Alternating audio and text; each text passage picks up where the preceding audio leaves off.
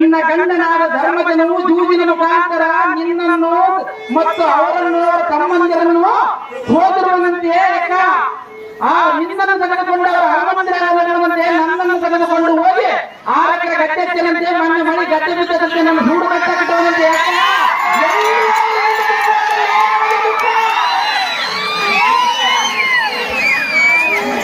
ಅಪ್ಪ ಇದನ್ನ ಅದೇ ದ್ರೌಪದಿ ಈ ಸಮಯದಲ್ಲಿ ನನ್ನ ಮಂದಿರಕ್ಕೆ ಬಂದ ಕಾರಣವೇನು?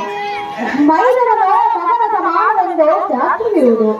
ಆದ ಕಾರಣ ನೀನು ಇಲ್ಲಿಗೆ ಬಂದ ಕಾರಣವೇನು? ಮೈದನ ಸುಮಣಿ ಭೀಮಣಿ